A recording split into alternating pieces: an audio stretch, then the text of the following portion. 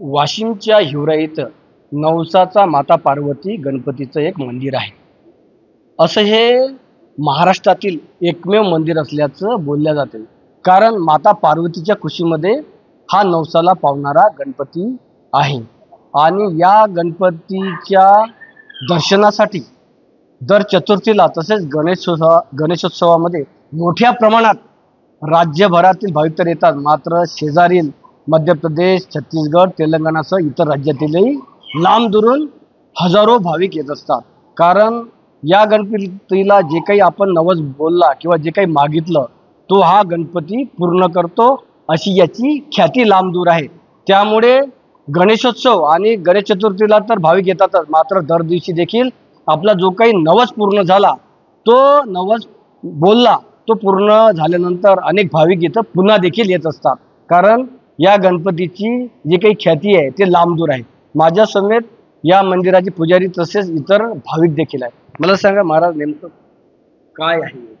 तर सर ही मूर्ती फार छोटी आहे, परंतु याची कीर्ती दूरवर आहे आणि भक्तगण अतिशय लांब लांबून येतात, कारण त्यांच्या मनोकामना त्वरित पूर्ण होतात असं मला तरी वाटतं. मला सांगा दादा, हा गणपती खूप प्रसिद्ध आहे, नवसाला पावणारा, कारण गणपतीचं नावच ते आहे. काय सांगता? हा मुळात उत्सवाचाच गणपती होता, पण आमच्या पूर्वजांना काय केलं, ते उत्सव चालवत आणला समोर. नंतर लोक नवस बोलायला लागले. नवस बोलल्यानंतर जे मंदिराचं काम, उभारणीचं काम झालं. आणि कल्पना अशी की बाबा गणपतीचं तर मंदिर आपण बांधतच आहोत, पण सोबत एक माता पार्वती असावं, म्हणजे विशेष एक काहीतरी आपण हे करावं अशी कल्पना एक गावकऱ्याने करून मंदिराची उभारणी झाली. आणि खूप लोक, भाविक भक्त नवस बोलायला येतात आणि फेडायला सुद्धा येतात. म्हणजे कोणी नगर भोजन देते, कोणी देणगी देते. ते नवस जे बोलला ते फेडतात. त्याच्यामुळं लोकांचे मोठ्या प्रमाणात पूर्ण. मला सांगा आता, तुम्ही म्हणजे बरेच वयस्कर आहात, दरवर्षी किंवा दर दिवशी या मंदिरामध्ये भाविकांची गर्दी वाढतच आहे, कारण लांब दुरून भाविक येत असतात. म्हणजे या ठिकाणी भाविक दूरचे येतात आणि दररोज आणखी दररोज येतात. आणखी चतुर्थीला तर येतातच. दर चतुर्थीला कमीत कमी 5-6 घंटे लागतात दर्शन करायला. 6 घंटे लागतात. आणि त्या 6 घंट्याच्या नंतर किंवा कुठे दर्शन होते एका माणसाचं. आणि त्याच्यामुळं प्रत्येकाचं दर्शन म्हणजे एका लाईनीचं रांगेच होते, शिस्तशीर. आणि दर्शन झाल्यानंतर प्रत्येकाला प्रसाद मिळते, पेढ्याचा प्रसाद मिळते.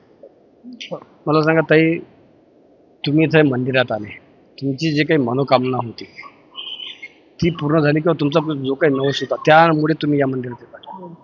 मी आता लहानपणापासून या मंदिरात येते आणि लग्नाच्या आधी दर महिन्याला यायचे. आणि माझ्या ज्या मी इच्छा मनातून बोललेल्या आहेत त्या पूर्ण झाल्या. त्याच्यामुळे माझी या गणपतीवर खूप श्रद्धा आहे आणि मनातून या गणपतीला येते. जेव्हाही टाइम भेटला तेव्हा टाइम काढून येते. आणि या खेड्यापाड्यातील सर्व लोक, मीच नाही तर सर्व लोक, एवढे कामाची दगदग असते तरी सुद्धा पायी किंवा गाडीवर, कोणी मोटरसायकलवर किंवा कोणी दिंड्या काढतात, असे पैदल लोक येतच राहतात. गणपती हा सर्वांच्या मनोकामना पूर्ण करतो, त्याच्यामुळे सर्वांची श्रद्धा वाढलेली आहे इथे. मला सांगा ताई, या म्हणजे गणेश मंदिराचं किंवा गणपतीचं वैशिष्ट्य असं आहे की माता पार्वतीच्या कुशीत त्यांचा पुत्र गणपती आहे.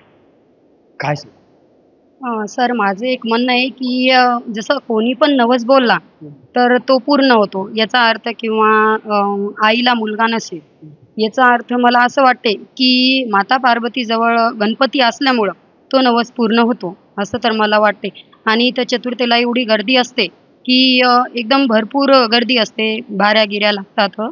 आणि म्हणजे मनातून जो नवस बोलला जातो तो पूर्ण होतो. याच्यामुळे भाविकांची गर्दी वाढते. आणि याच्या व्यतिरिक्त पण जे भाविक भक्त येतात आणि एकदा आले त्याचा नवस गणपती पूर्ण करतो, याच्यामुळं इथून पुढे ही अशीच वाढ चालू राहते. या मंदिरामध्ये कायम भाविकांची गर्दी असते, कारण जो काही नवस आपण बोलतो किंवा गणपती समोर जे काही मागणं मागतो तो हा गणपती पूर्ण करत असल्याची या भाविक भक्तांची धारणा आहे. किशोर गोमाशे, लोकमत, हिवरा गणपती, वाशिम.